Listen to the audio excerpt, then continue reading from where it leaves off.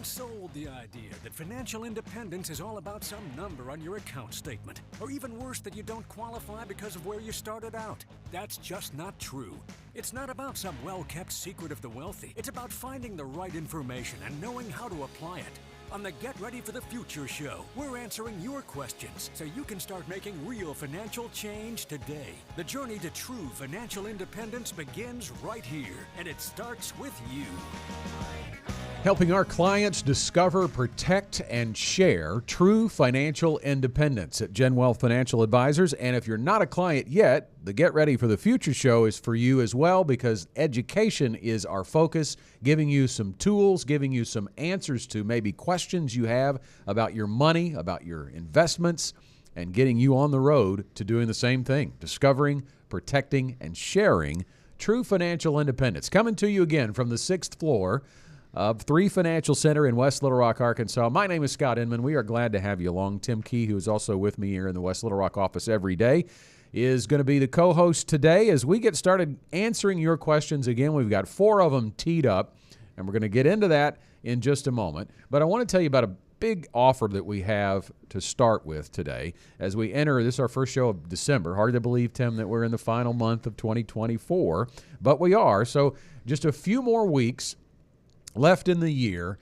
and it's still some time in the year on the calendar for you to get serious about making your written financial plan. Do you know your year of financial independence? And we use the word financial independence in lieu of retirement or instead of retirement, or we interchange them a lot, really, but it may mean your retirement, but it may not be retirement. It may just mean that you have a plan that has focused on a year where you know that your assets will provide you income and you do not have to work any longer. That's what financial independence is. You may choose to work.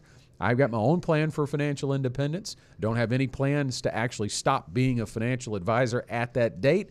But Tim, if you don't have that year, think about just meandering through your work life. Maybe you're throwing some money at the 401k. You've got a pretty nice account balance, but that's really all you have. I think most people think about retirement as an age. You know, I'm trying to retire by 65 or 67 or 62, whatever that number happens to be. But when can you reach that financial independence and be able to work if you want to work? You don't have to work if you don't want to work. So I think that's one of the big things about, especially here at year end and going into the new year, being able to set some goals and having a financial advisor actually sit down with you and make sure you're on track and help you set those goals for whether it's 5, 10, 15 years out or even further, just to make sure you're on track. So here's the offer. We're offering half off of our financial planning fee for the month of December. So here's what we need you to do. You need to call before the month is out, 866-653-PLAN. That's 866-653-7526. And if you just schedule it in the month of December, like you make the call to schedule in the month of December, you can come in January or February or March. Just make sure you get it on the calendar, and you'll be able to take advantage of our half-off financial planning fee in the month of December. And our planning fees can run from around $500 to $1,500, so you're going to get half off of that. So it's a great savings and a great opportunity, and I think a great month to do it too. We know people are going to take some time off for work. They're going to relax. They're going to spend time with family and friends around the Christmas season, but you're going to have the time to get some stuff together and come in, set the appointment with the financial advisor, and get that written plan. I know it doesn't sound exciting, not as exciting as eating cookies and watching Christmas movies, but it's important, right? And I think you will get excited about it through the process.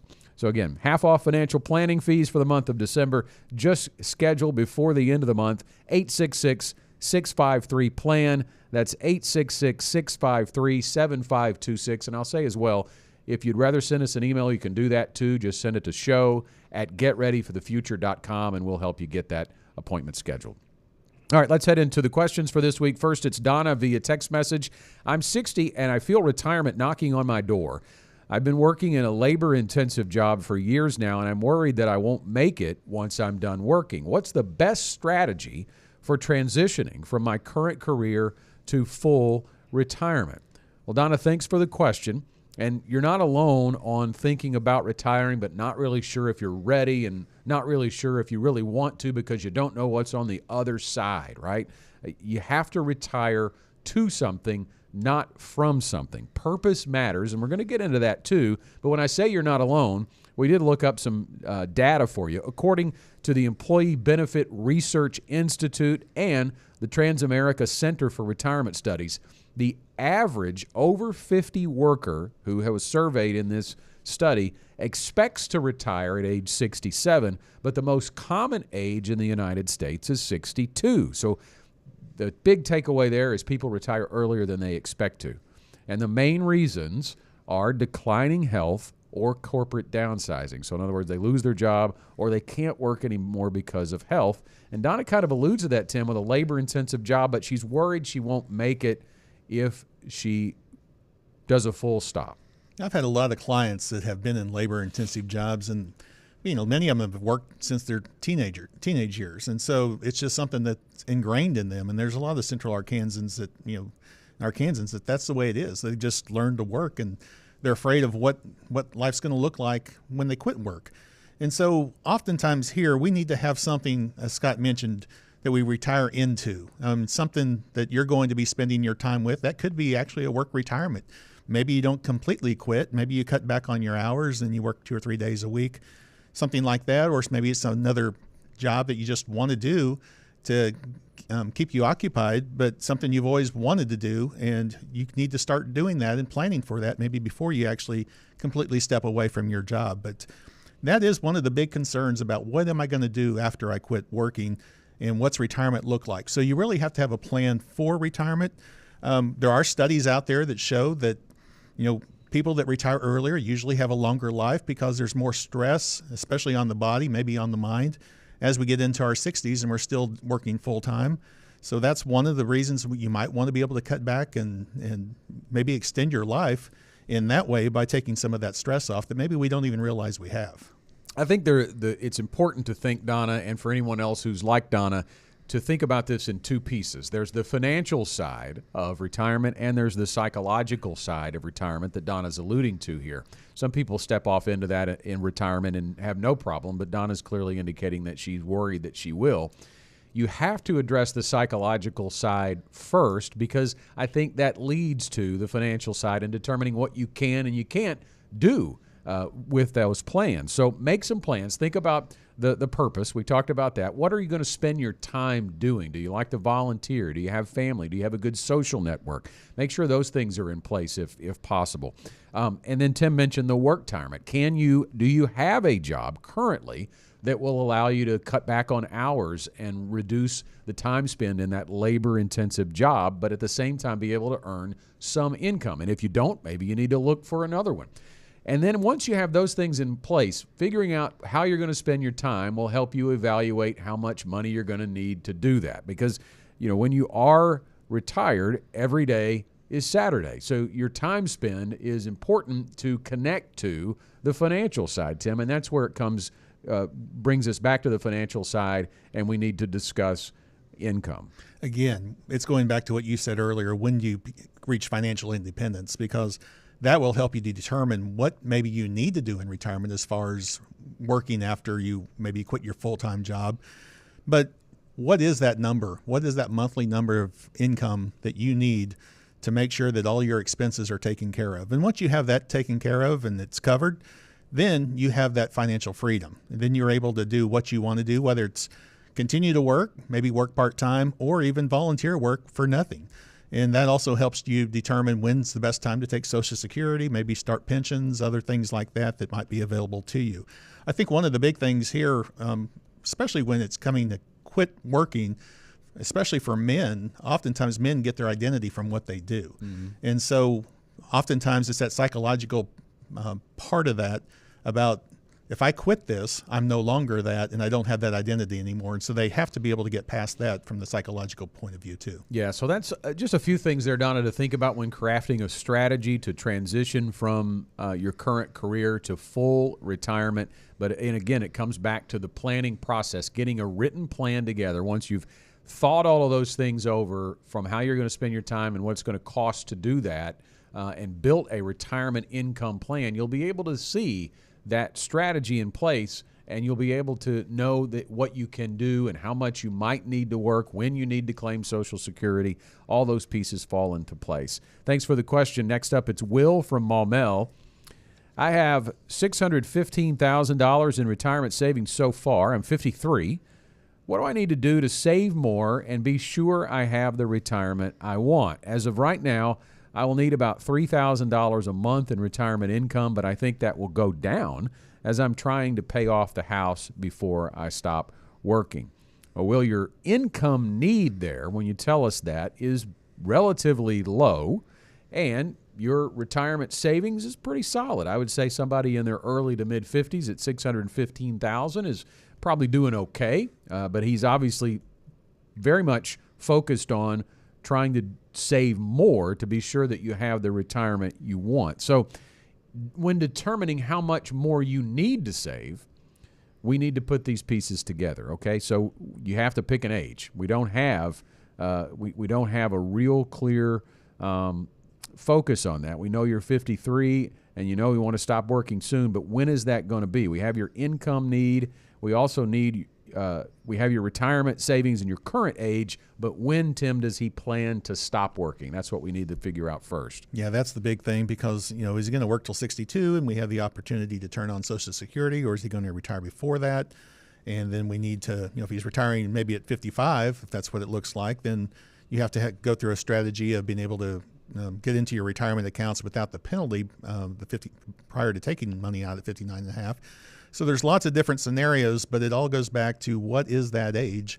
And at 53 right now, is it another 5 years, 7 years, 10 years? And so once we have that, we'll be able to determine exactly what kind of position is he in.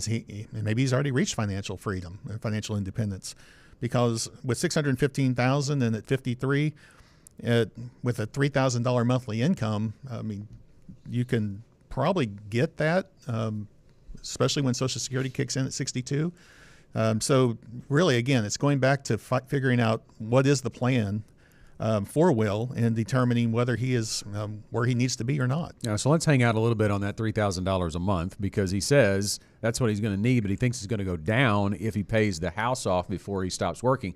Let me first of all say it's a great goal to do that, to have a plan to pay off your mortgage. Don't know how much your mortgage is. He doesn't tell us here, but I want to kind of focus on that $3,000 a month. Will does not say he's married. I'm going to assume if that's his need that he's probably not. I think it's a little on the low end to say that's your full retirement income, because so we have to determine, is that $3,000 the retirement income you need just to survive, or is that your all-in number and that's all you're going to need, or that's all you're going to want on top of your required income? So we have to determine how much of that $3,000 is required income and how much is desired income. If that's really all he's planning to spend, and you do work till your Social Security age and you're able to turn on that benefit, he's really not going to need a whole lot of his assets. What is the assets going to be used for is a big question. But I think you can really start to dream a little bigger than the $3,000 a month if he's already got $615,000. Yeah, absolutely. I don't think someone that's accumulated $615,000 a month they're living on $3,000, or they want to live on $3,000 going forward, even if the mortgage is paid off. So that would be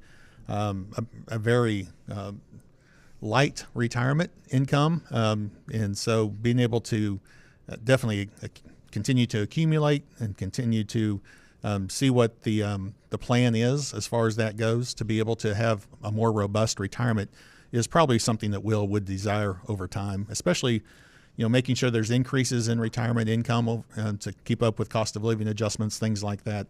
And so $3,000 is, well, I've got a couple of clients that that's all they need, but they don't do a whole lot. And so if you're not going to do a whole lot, you could probably get by on $3,000, but I think that's going to be something that we'd want to take a look at. Let's circle back to that. You mentioned the inflation situation there. That's one thing I think retirees really fail to think about when they're thinking about lowball numbers on their retirement income, is I can just get by on this. But they're not oftentimes thinking that number, that amount of monthly income needs to go up over time.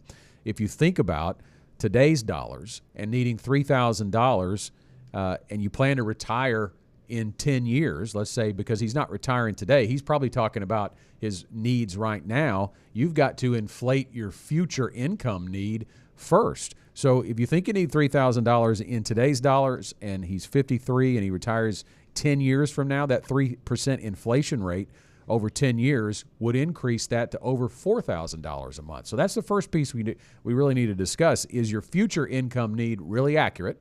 And then when you do start your retirement income, you're going to need to raise that over time, because if you increase that for another 10 years, you're going to need $5,000 a month. And you really need to consider that, because inflation can really take a bite out of everything that you do in retirement. And as part of the GenWealth Ready to Retire process, there's going to be a retirement income plan built. And in our case, we're going to build it with yearly annual raises, cost of living adjustments for inflation. And that varies a little bit. I think our default's 3%. Sometimes we may have to lower it if the assets are not going to support that. But generally speaking, we're going to create an income plan that's going to give our clients a 3% annual cost of living raise. Yeah, inflation can wreck a plan. It can wreck your income. I mean, I think we've all felt that over the last few years. With inflation running a lot hotter than even 3%. Fortunately, it's back down in that range, and hopefully the long-term range will be closer to that. But we really need, not just, in our current dollars, our current take-home pay as you're working, it doesn't go as far as it did just 5 years ago. And I know my dad's Social Security payment, which he primarily lives on, I hear that all the time when I talk to him, that he keeps track of the same purchases that he made at Walmart this year as he did 5 years ago, and he tells me exactly how much more he's paying. So I know we're all feeling that at the grocery store and other places, and so we definitely need to make sure that our retirement dollars, when we're not actually working and maybe we have no desire to go back to work and have income, that what we have saved and what we're going to receive from Social Security and pensions will be sufficient. So when you think about the Ready to Retire process and determining how do I save more to increase those retirement savings, those are the variables that need to be put into place. Think about inflation, think about your future income needs and desires, and really get a little more liberal in your thinking there potentially, not trying to say, hey, what do I have to have, and that's all I'm going to worry about. You have time, if you're 53 years old, to do something, to make some changes and make your retirement even better. So if we know an age and we know what you're currently contributing to those retirement savings, we can show you where you might end up from an asset level and what that looks like from a monthly income perspective. And then we can begin to say, hey, if you save more, here's how that changes. Your asset level's higher, your income level is higher as well. Part of the GenWealth Ready to Retire process. If you'd like to walk through that, if Will would like to, or anybody else listening today, all you have to do is reach out by calling us toll free, 866-653-PLAN. That's 866-653-7526. And remember, for the month of December, if you call before the end of the year and schedule your appointment, it can even be in 2025, you'll get half off our financial planning fee for the month of December. So a great time to get your year of financial independence on lockdown and know all of these things that people are asking us questions about today. This, by the way, is our question of the week. We want to congratulate Will for that and thank him for reaching out with the question. We're going to send him a free Get Ready for the Future Show tumbler for being the question of the week. Just claim it by sending an email to show@getreadyforthefuture.com. All right, next on the program, it is Terry from Little Rock. I'm 39 and saving 18% of my income for retirement between my employer plan and a Roth IRA. Is that enough? Well, this kind of really dovetails off of our last question. First of all, it's great that you're saving 18% of your income. And I do think at 39, Terry's in a little bit different position than Will at 53, because all of those things, Tim, we talked about Will needing to give us from an input perspective are harder to come by when you're 39 years old. It's getting harder and harder for me to remember what it was like to be 39 years old. But I can tell you that you got a lot of things going on, and it's hard to really know because of your future income through employment. You don't know where you're going to really end up and need retirement. So I think the fact that she has a very high percentage of her income going into retirement is a great start, but it is a tad arbitrary. Absolutely. Again, we don't know exactly how much she already has saved. Yep. We don't know what her income is. So is that 18% of $30,000 or is it 18% of $100,000? So there's a lot of variables that we don't know, that we'd have to sit down and see. Is that enough? But just with a 18% savings rate, it does sound like she's on the right track potentially. But again, there's a lot of things.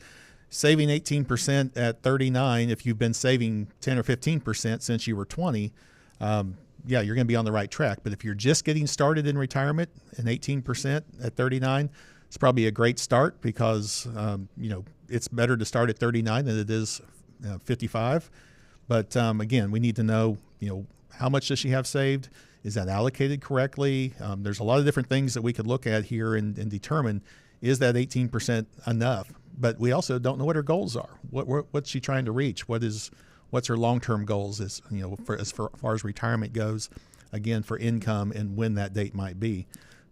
So there's a lot of different things that go into this that we don't have the answers to right now. But the assumption would be 18% at 39 is probably a pretty good rate. Yeah, I think it's important to note, though, Terry, you can't reach your individual retirement goals by universal rules of thumb. And I don't know that she's really going there with the 18%. I don't know if she read that somewhere, but certainly the internet is full of quote-unquote easy formulas that can fool people into thinking they're on track. But there's all sorts of flaws in that, because it is not individual. It is not unique to you. Online answers may say roughly 15% starting at 25 and then save more. Well, what does that look like? And I've even read stuff online that talks about you should seek to replace a percentage of your salary. Well, you think about that. People's salary changes over time. So if you made $100,000 at 55, but then by the time you were at 65, you're making $300,000. Well, which percentage salary are you talking about? I mean, certainly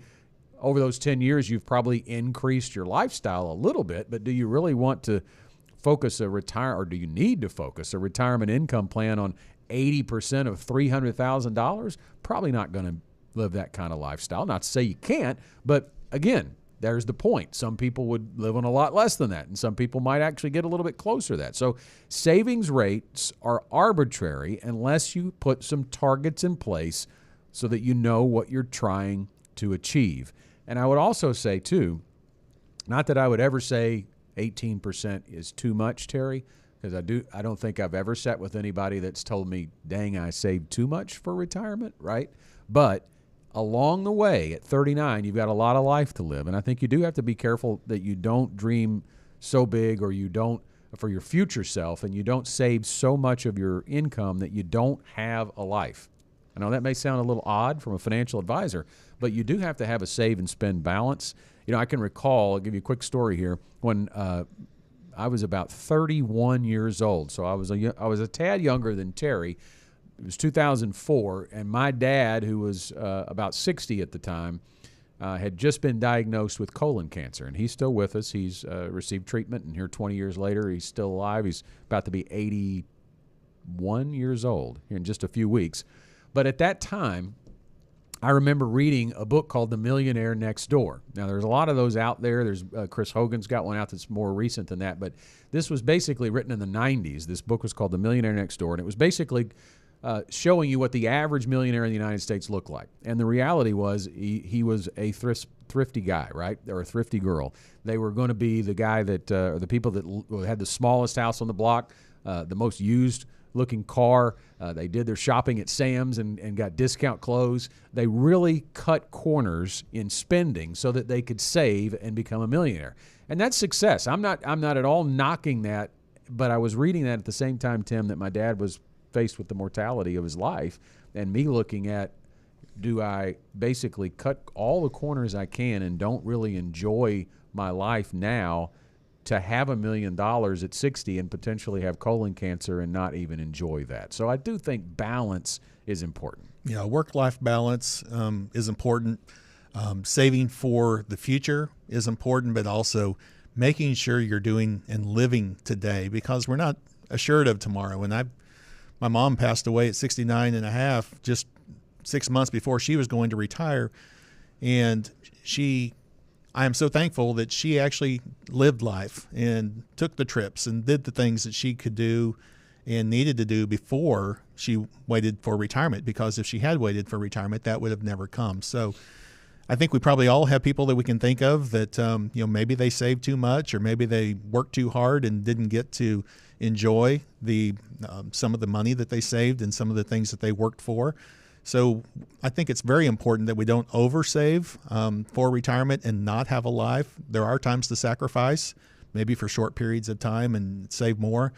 But again, we need to be able to make sure that we not only save for retirement, but that we actually live for today. Yeah, and you need to do what you need to do, right? And those targets have to be placed out there, because, Terry, you may be right on track. You may need to up it just a little bit. You may be able to back off of it. You may not want to do that, and that's fine.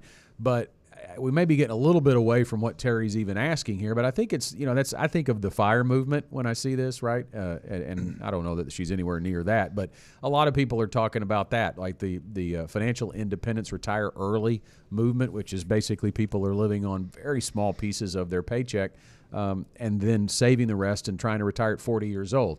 Of course, there's a lot of life that's probably going to happen to them that's going to get them off of that course, because if they don't ever have kids, maybe they can pull that off.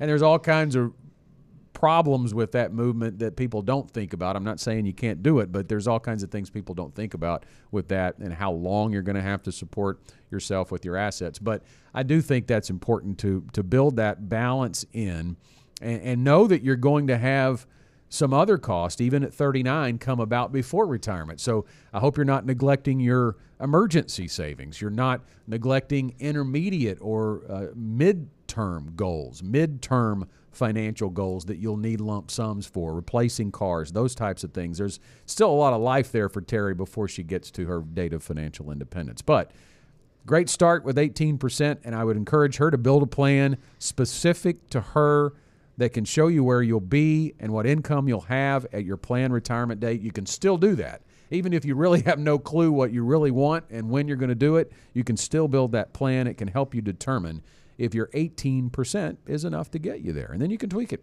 And I really like the idea that she's investing in both her employer plan and into a Roth IRA. So a lot of folks, a lot of employer plans now do have that Roth IRA option, or Roth option, not an IRA option, but a Roth option where you can actually invest post-tax. And 39-year-olds or under definitely should be taking advantage of the Roth dollars, because, the amount that can accumulate to over the next 20, 25, 30 years, the taxes that you would have to pay then as opposed to now it's far better for you to go ahead and contribute to Roth now. So being able to invest in a Roth IRA also is going to be very beneficial for her come tax season when she is in retirement.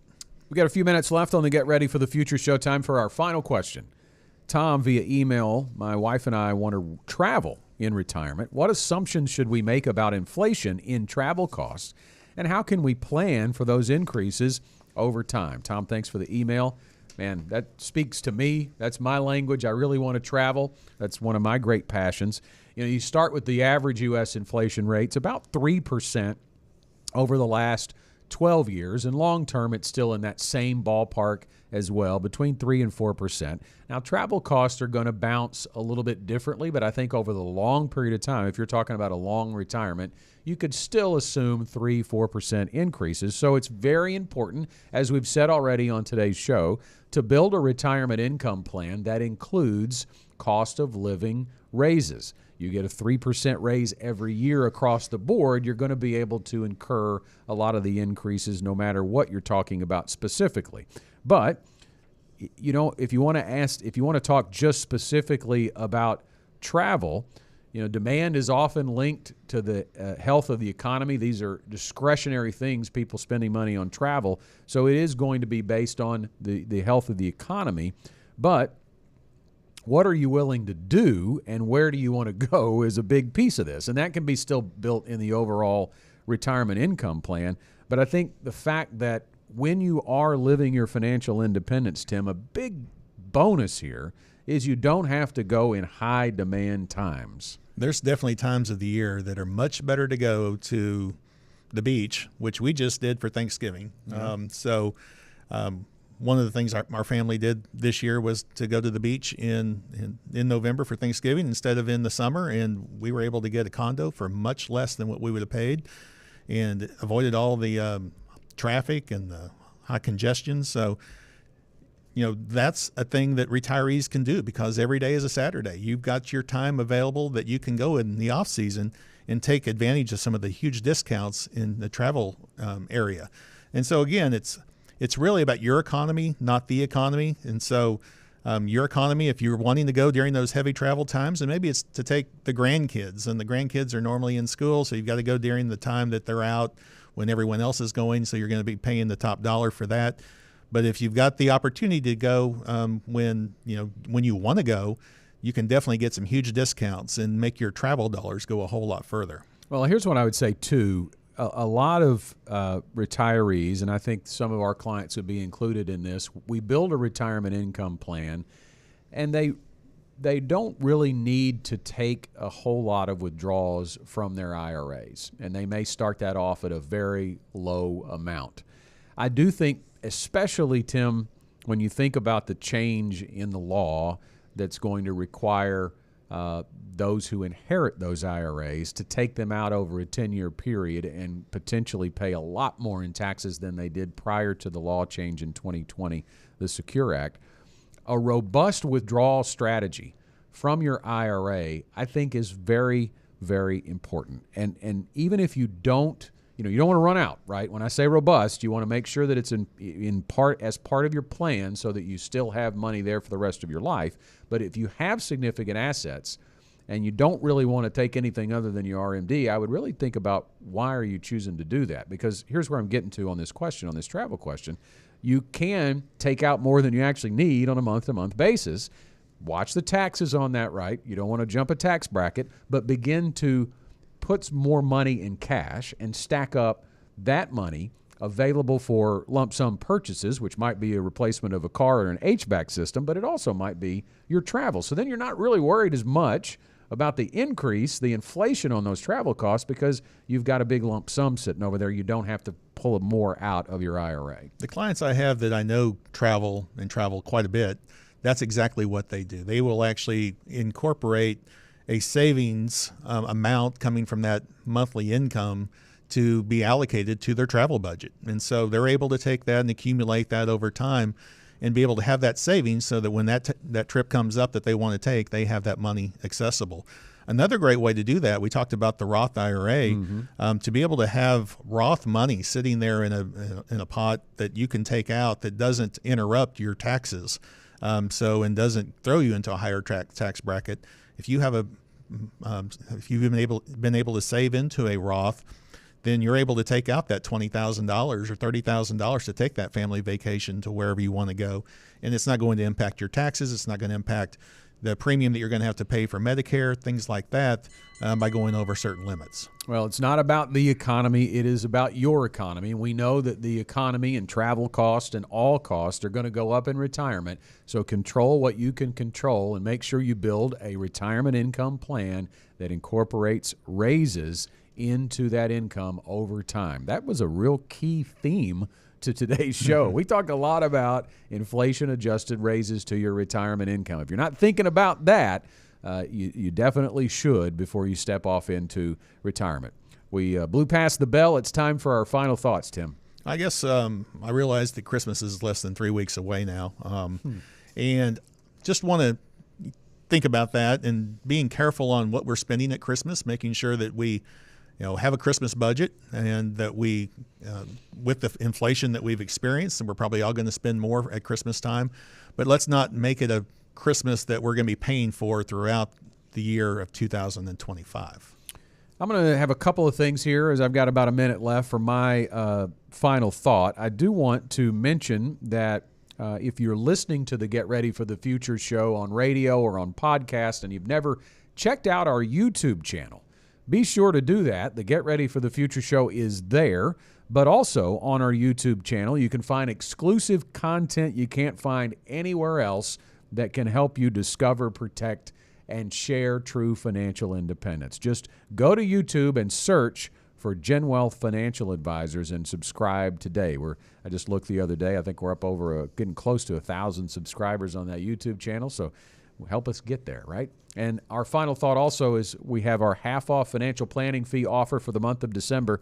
If you call before the end of the year and schedule your appointment, you'll get half off our financial planning fee. Just do that now by calling 866-653-PLAN. It's 866-653-7526. And that's all the time we have for this week's Get Ready for the Future show. Thanks for being with us. We thank the people that sent in questions. If you've got one, send it in by calling and leaving a voicemail or just shoot us a text at 501-381-5228. See you next time. The GenWealth Financial Team is available to you 24/7 at info@getreadyforthefuture.com or call our offices at 866-653-PLAN. That's 866-653-7526. You should personally consult a financial advisor before making any investment, and no strategy can assure success. Securities offered through LPL Financial, member FINRA SIPC. Investment advice offered through Independent Advisor Alliance. Independent Advisor Alliance and GenWealth Financial Advisors are separate entities from LPL Financial.